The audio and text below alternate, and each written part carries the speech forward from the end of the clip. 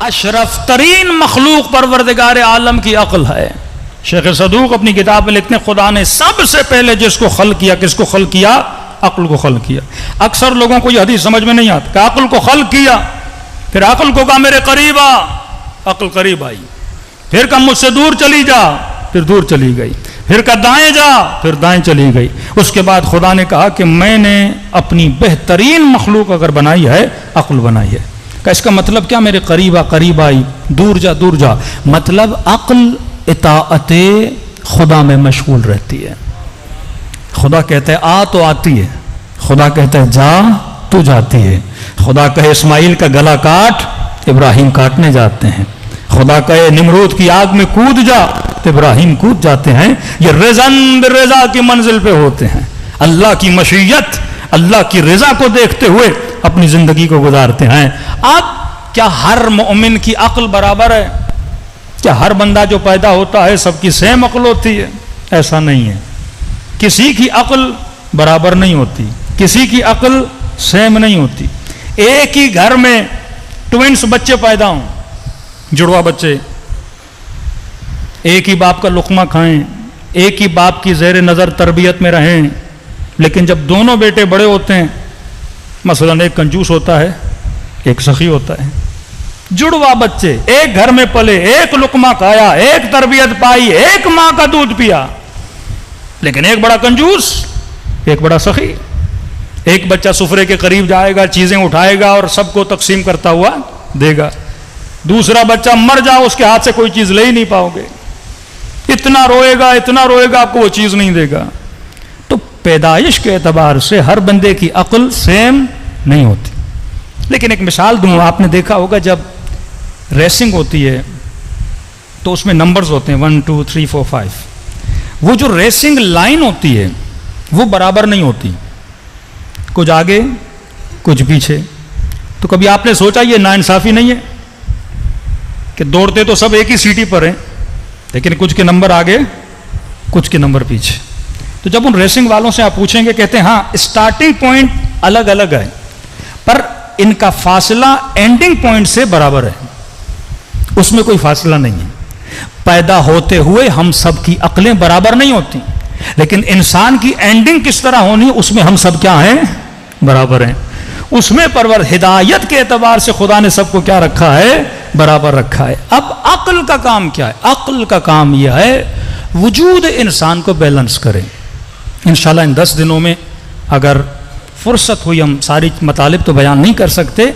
میرے چھٹے امام جعفر صادق علیہ الصلوۃ والسلام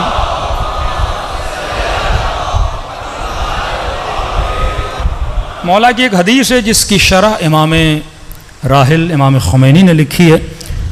جنود عقل اور جنود جہل، لشکر عقل لشکر جہل. کہتے ہیں 75 لشکر ہیں جہالت کے اور 75 لشکر ہیں عقل کے. یہ ہر انسان کے اندر ہیں، بالفعل یا بالقوہ. بچہ بچپن میں اگر حسود ہے، کنجوس ہے، تو یہ کنجوسی جہالت کے لشکریوں میں سے ایک لشکر ہے. اب اس نے بڑے ہو کر اس لشکر کو شکست دینی ہے اور اس کی جگہ پہ دوسرا لشکر، دوسرا سپاہی بٹھانا ہے جس کا نام کیا ہے؟ سخاوت ہے. ہو سکتا ہے کوئی بندہ حسود ہے، حسد لشکر جہل کا سپاہی ہے، اس کی جگہ پہ اس نے غبطے کو بٹھانا ہے کہ کسی مومن سے حسد نہیں کہا نا، دعا کرنی ہے اگر خدا نے اسے وہ مقام عطا کیا مجھے بھی وہ مقام عطا کرے. امام نے ایک ایک لشکر کا نام لیا کہ یہ ہر بندے کے وجود میں ہے، اور علی والے کو کوشش کرنی چاہیے کہ جہالت کے لشکر کو ختم کرے، عقل کے لشکری کو بٹھائے. اب اگر یہ 75 لشکر ہمارے وجود میں آ گئے تو ہم سلمان بن جائیں گے، ہم ابو ذر بن جائیں گے، ہم میثم تمار بن جائیں گے. ہم مجلسوں میں میثم کی تعریفیں کرتے ہیں، حبیب کی تعریفیں کرتے ہیں، پتہ تو چلے حبیب کیسے بنا، میثم کیسے بنا. جب تک مجالس پریکٹیکل نہیں ہوں گی، جب تک مجھے راہ و روش کا پتہ نہیں چلے گا، جب تک مجھے زندگی گزارنے کا سلیقہ پتہ نہیں چلے گا، میں اپنی زندگی میں خوش کیسے رہ سکتا ہوں. فرمایا مومن کے دل پر خدا ایک سکون نازل کرتا ہے کہ دنیا کا کوئی ٹینشن، کوئی پریشانی اس کے وجود کو تلاطم میں نہیں لا سکتی. یہ مومن وہ ہے جس نے ان جنود عقل اور جنود جہل، لشکر عقل اور لشکر جہل کو پہچانا ہے. دوسری دلیل اس ٹاپک کو اختیار کرنے کی کہ آج جو ہمارے ملک کے حالات چل رہے ہیں، مکمل طور پر اس ملک پر جہالت کی حکومت ہے، عقل کی حکومت نہیں ہے۔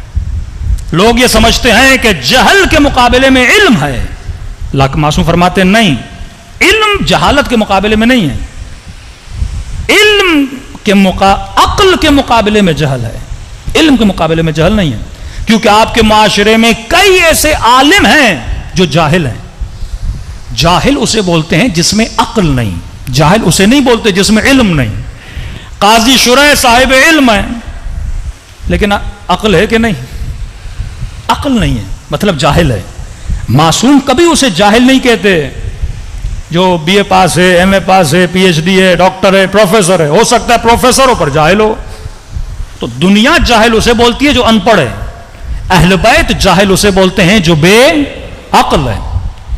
بتائیے کس چرسی، کس موالی کو نہیں پتا کہ نشہ نقصان دہ ہے؟ میں ایک انٹرویو دیکھا، اس چرسی سے پوچھ رہا ہے نشہ کو نقصان دہ ہے، کیوں پی رہے ہو؟ عقل نہیں ہے، جاہل ہے۔ ہر نشے کرنے والے کو پتا ہے کہ نشہ نقصان دہ ہے، میری جان لیوا ہے، دنیا آخرت خسرہ دنیا والآخرت، لیکن نشہ کرتا ہے کیونکہ صاحب عقل نہیں ہے۔ یہ ناچنے والے، یہ گانے والے، یہ فحاشی پھیلانے والے، یہ ظلم کرنے والے، کس کو نہیں پتا کہ آخرت میں جواب دینا ہے؟ کس کو نہیں پتا کہ گناہ ہمیں جہنم کی طرف لے جائے گا؟ علم ہے اس کے پاس، عقل نہیں ہے۔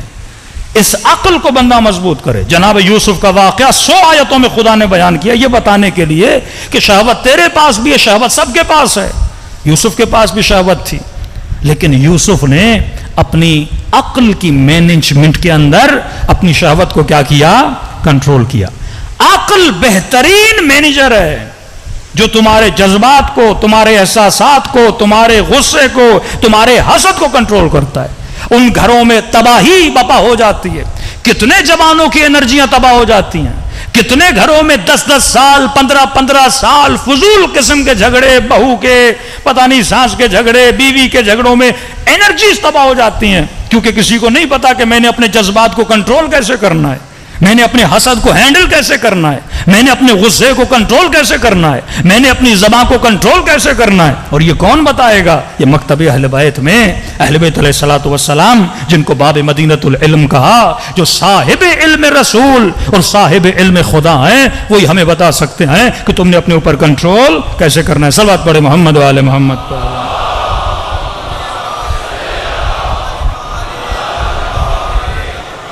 وَأَجِّلْ فَرَجَهُمْ، تو پروردگار عالم کی ہاں جو بیس ہے، جو مبنا ہے انسان کے اعمال کی سزا اور جزا کی، عقل ہے۔